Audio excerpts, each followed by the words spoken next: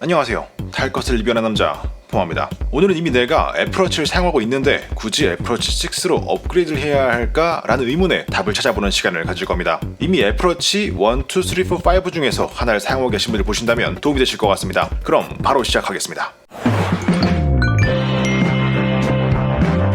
애플 제품은 신제품 출시될 때마다 두 가지 측면에서 제품을 분석해 보셔야 합니다. 하드웨어적인 측면과 소프트웨어적인 측면으로 나눠서 보셔야 하는데요. 이때 하드웨어적인 측면은 제품을 업그레이드해야 활용할 수 있는 것들이고, 소프트웨어적인 부분들은 제품을 업그레이드하지 않아도 기존 제품에서 대부분 활용이 가능한 것들입니다. 그럼 파트별로 나눠서 한번 알아보겠습니다. 먼저 하드웨어적인 부분들입니다. 워치 5를 기준으로 했을 때 칩셋이 S5에서 S6로 업그레이드되면서 약 20%의 성능 향상이 있습니다. Always On 디스플레이의 최대 밝기가 약 2.5배 더 강해졌습니다. 와이파이 5GHz 영역을 추가 지원합니다. 혈중산소 포화도 센서와 상시 표시 고도계가 추가되었습니다. 고속 충전을 지원해서 스펙상 애플워치 SE 대비 충전 시간이 약 40% 빨라졌으며 운동 모드 사용 시 최대 사용 시간이 소폭 증가했습니다. 소프트웨어적인 부분입니다. 전반적인 애니메이션, 어플 구동, 시리즈 등의 구동 속도가 빨라졌습니다. 역대급으로 많은 수의 워치페이스가 추가되었습니다. 스마트폰에서 사용하는 단축어 설정을 워치에서도 사용할 수 있게 변경되었습니다. 시리가 똑똑해졌습니다. 이전에는 진짜 개똥멍청이었다면 이제는 그냥 멍청이 정도는 됩니다. 특히 즉시 번역이 굉장히 유용합니다.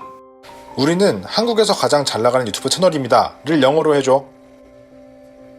영어로 우리는 한국에서 가장 잘 나가는 유튜브 채널입니다의 번역은 다음과 같습니다. We are the best 7 YouTube channel in Korea. 오. 체계화된 수면 앱이 탑재되었습니다. 워치가 충전되면 아이폰으로 알림이 오는 기능이 추가되었습니다. 기본 운동 앱에서 사용할 수 있는 운동이 추가되었습니다. 엄청 많이 추가되었습니다.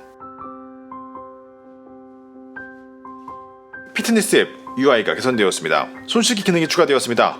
20초 이상 손을 씻지 않으면 혼이 납니다. 서드파티 음악 앱의 자체 구동이 가능해졌습니다. 드디어 애플뮤직을 사용하지 않아도 바이브, 벅스 등의 뮤직 앱을 이용해서 워치 단독 스트리밍이 가능합니다. 그동안 애플뮤직에는 아이유 노래가 없어서 정말 짜증났는데 드디어 한국 스트리밍 앱을 통해서 들을 수 있겠네요.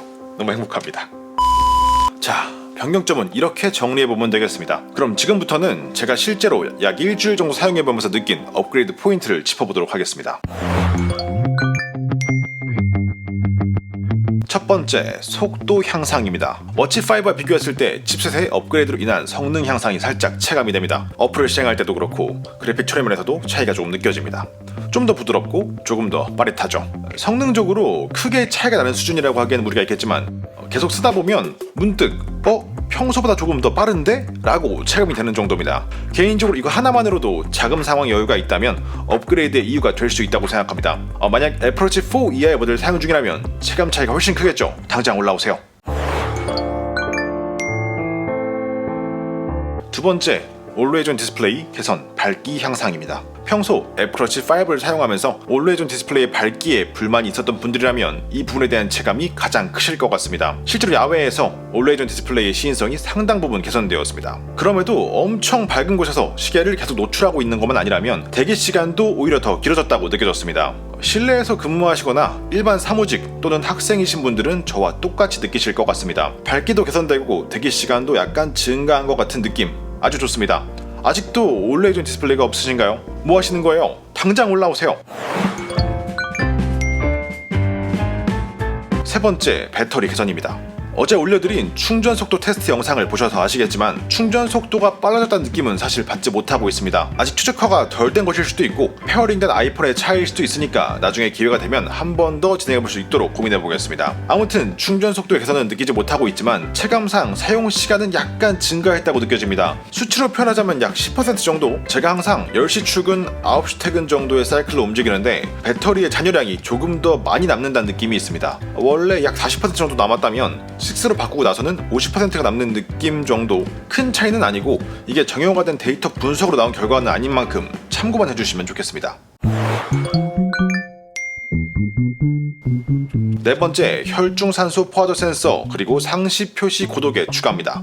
애플워치 6에서 새롭게 추가된 가장 두드러진 포인트입니다. 등산, 암벽 등반, 스키, 자전거 라이딩 등 고도 변화가 중요한 운동을 하시는 분들에게는 정말 중요한 업그레이드 포인트가 아닌가 싶습니다. 실제로 워치페이스에 등록해놓고 심심할 때 보면 즉각적으로 현재 고도를 딱딱 보여주는 게 꽤나 신기합니다. 하지만 저처럼 위와 같은 취미가 없는 사람들에게는 기능의 값어치를 보면 거의 영혼에 수렴하는 기능이겠죠. 이 부분은 자신의 생활 환경이나 취미 상황에 맞게 잘 고민해 보시면 되겠습니다.